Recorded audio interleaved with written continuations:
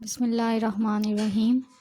Rabbi इश्रह ली सदरी व यस्सिर ली अमरी वहलुल उक़दतम मिन लिसानी यफ़क़हू क़ौली।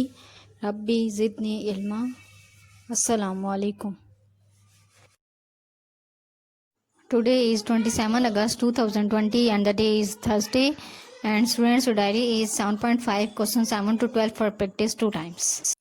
Students, today we will discuss the remaining parts of exercise 7.5. Question number 7. Show that the arithmetic mean between the two numbers 4 and 8 is greater than their geometric mean.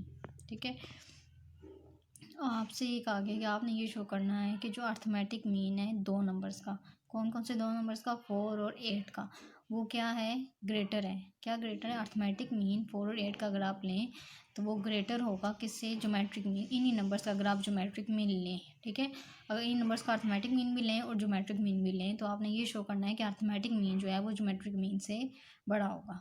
सबसे पहले जो हमारे पास दो numbers हैं हम वो लेट कर लेते हैं कि एक हमारे पास ए है और एक हमारे पास बी है। तो हमने लेट कर लिया let a is equal to 4 और बी इज इक्वल टू हमारे पास क्या है, 8 है। अर्थमेटिक मीन का फार्मूला हमने यूज़ किया, arithmetic mean is equal to a plus b over 2। अब ए आपके पास 4 है और बी आपके पास क्या है, 8 है। अब 4 और बी की वैल्यू 8 थी, इन दोनों को प्लस किया, 12 डिवाइडेड बाई 2 था आपके पास आंसर आ गया 6। अर्थमेटिक मीन आपके पास इन दो नंबर्स का आया है 6। और ज्योमेट्रिक मीन फाइंड करते हैं। ज्योमेट्रिक मीन का फार्मूला होता है plus minus under root a b आपके पास, ठीक है। प्लस माइनस ए की वैल्यू आपके पास 4 थी, बी की वैल्यू 8 थी, इन दोनों को आपने किया मल्टीप्लाई, 4 8 सा 32 आ गया आपके पास, ठीक है। अब आपने 32 का क्या लिया, आपने एलसीएम लिया। एलसीएम लिया तो आपके पास ये देखें, ये पेयर बन रहा था 2 का स्क्वायर और एक सिंगल 2 आ रहा था। ये मैंने पेयर बना ली और ये आपके पास सिंगल 2 आ गया, ठीक है। अब ये जो स्क्वायर था वो स्क्वायर रूट से आपके पास क्या हो गया, कैंसिल हो गया, ठीक है। तो आपके पास क्या आ गया, 2 मल्टीप्लाई 2 अंडर रूट के बाहर आ गया और एक सिर्फ 2 आपके पास अंडर रूट 2 के अंदर रहेगा। अब 2 2 से आपके पास क्या आया, 4 और यहाँ पे क्या है आपके पास अंडर रूट 2, 4 अंडर 2 आ गया आपके पास। अब अंडर रूट 2 की वैल्यू आप कैलकुलेटर से निकाल लें, जो कि आपके पास आएगी 1.41 समथिंग आ गया आएगा, ठीक है। इसको मैंने मल्टीप्लाई किया तो आपके पास आ गया 5.64, यानी कि ज्योमेट्रिक मीन की दो वैल्यूज़ आई हैं, एक आपके पास प्लस 5.64 और एक माइनस 5.64। और अर्थमेटिक मीन क्या आया था, वो आया था 6, यानी कि एक तो नेगेटिव वैल्यू है वो तो है ही छोटी, लेकिन दूसरी भी आपके पास क्या थी, 5.64 थी और अर्थमेटिक मीन 6 था। तो अर्थमेटिक मीन क्या था, ग्रेटर था। तो आपने ये लिख दिया कि 6 जो है वो ग्रेटर है 5.64 से।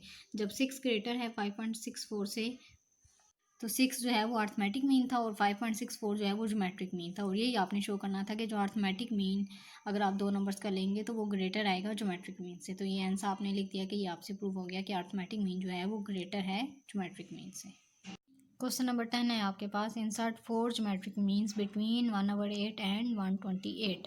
आपको 4 ज्योमेट्रिक मीन्स फाइंड करने हैं, ठीक है। 4 ज्योमेट्रिक मीन आपने फाइंड करने हैं जो 1/8 और 128 के दरमियान में है। वो कौन से हैं? फर्स्ट तो आपके पास 1/8 है और जो लास्ट है वो 128 है, इनके दरमियान में आपने फाइंड करनी है।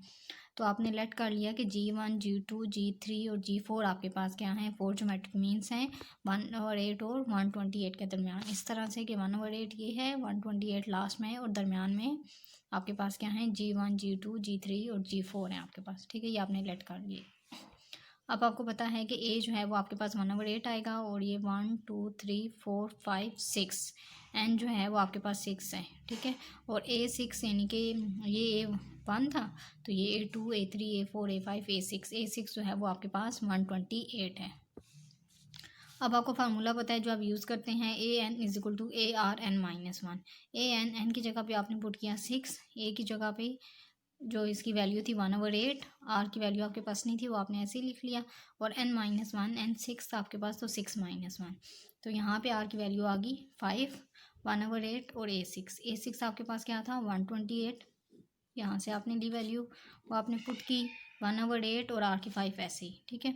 अब ये 8 जो है वो इधर डिवाइड हो रहा था ना, आर 5 से यहाँ पे 1 से डिवाइड हो रहा है 8, तो 8 जो है वो उधर मल्टीप्लाई हो जाएगा 128 मल्टीप्लाई 8, या दोनों तरफ आप 8 मल्टीप्लाई करें, इधर से तो 8 8 कैंसिल और इधर 128 मल्टीप्लाई 8 आ जाएगा आपके पास।